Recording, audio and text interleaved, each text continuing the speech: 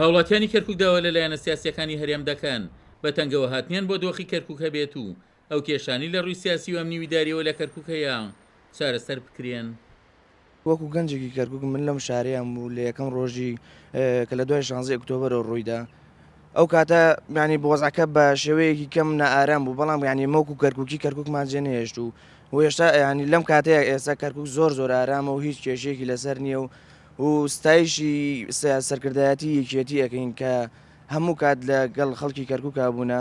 نەکو وەکو هێزەکانی دیکە کە ئێستا لە دەرەوەی کەرکووکن و باسی کەرکووک دەکەن. پێمان باشە لایەنە سیاسیەکانیش لەو بێنە واقعەوە تێبگەن لەوە کە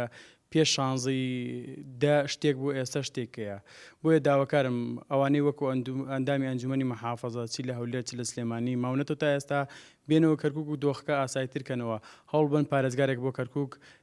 دابنێن کە ڕاستەوخۆ پارێزگارە بێتم مەسوول لیژنەی ئەمنی کەرکووک کە ئەمە بۆ خۆی باردۆخەکە بەلایەکە گۆڕێ کادرانی پێشکەوتوی یەکێتیش لە کەرکووک جەخە لە سەهێوەرکردنەوەی دۆخی کەرکووک دەکەنەوە و پشتیوانی سەرکردایەتی کورد بۆ دۆخی نوێی کەرکووک بە پێویست دەزانن. ئێستا پەرلەمانتارەکانیان لە بەغدا داوامەکەن لای حکوومەتی عراقی لە مووسڵ داوامەکەن کاریشەکەن، بەڵام ئامادەنین کە ئێمە زۆر پێویستمان بۆیە پارێزگاری کەرکووک دابنێنەوە کە مڕەشەحەکەمان کاکرزگار عەلیە بۆ ئەوی بتوانێت بەشێک لەو ناخۆشانی خەڵک لەو کێشە و گرفتانی خەڵک لە وەزعی ئەمنی شارەکە لە ڕووی ئیداری لە خزمەت گوزاری کێشەکان چارەسەر بکات. پێویستمان بە پارێزگاری کەرکووکە، بەڵام ئەندامەکانی ئەنجومەنی پارێزگای کەرکووک لە لیستی برایەتی کە لە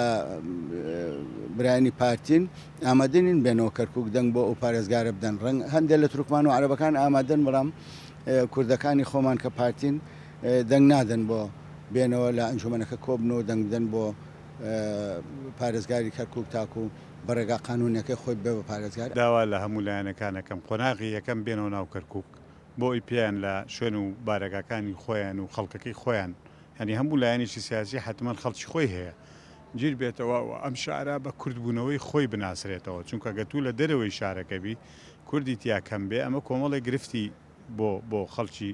کورد دروستەکە. بۆیە هیوادارم لایەنە سیاسیەکان بێنەوە بە یەک هەڵوێست پێ لەسەر مافی کەرکووکچێتی خۆیان داگرن، حەقیان نەبێ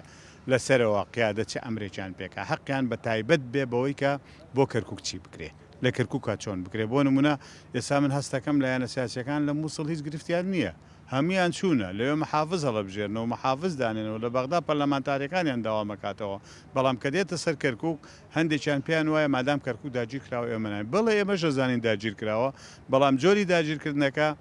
بەو شێوە نییە کە کادیر و کورد ڕاو بنێن. لە قۆناغی ئێستادا یەکێتی لە شاری کەرکووک زنجیرەیە کۆبنەوەی دەست پێ کردووە بۆ هەڵوەستەکردن لەسەر دۆخی نوێی کەرکووک بە ئامانجیدانانی پلان بۆ داهاتوو گەیاندنی ئەو کێشانە بە بەغدا لە ڕێی وەفدێکەوە کە یەکێتی ڕەوانەی بەغدای دەکات. عومەر غەریب، کورسات نیوز، کەرکووک.